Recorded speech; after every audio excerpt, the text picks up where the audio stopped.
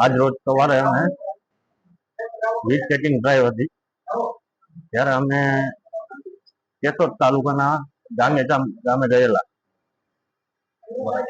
ત્યાં અમારા અધિકારી ટી.કે. રાદડિયા સાહેબ, અમારા લાઇન સ્ટાફ પરમારભાઈ અને પીએસઆઈ વાડેર સાહેબ એ સાથે હતા. એ લોકો વીજ ચેકિંગ કરવા ઘરમાં ગયેલા.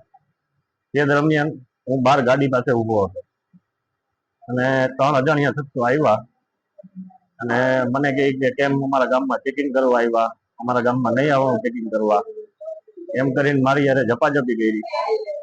પછી તીક્ષ્ણ હથિયારોને હુમલો કર્યો અને મને માથામાંથી બહુ બ્લડ નીકળવા માંડ્યું. પછી હું બેભાન થઈ ગયો હતો. ત્યાં એ લોકો ભાગી ગયા અને હાલ અત્યારે કેશોદ સિવિલ હોસ્પિટલમાં. અને એ તે બાઇક લઈને આવ્યા હતા, એની નંબર પ્લેટ હતી નહીં, નંબર પ્લેટ હતી જ નહીં એમાં.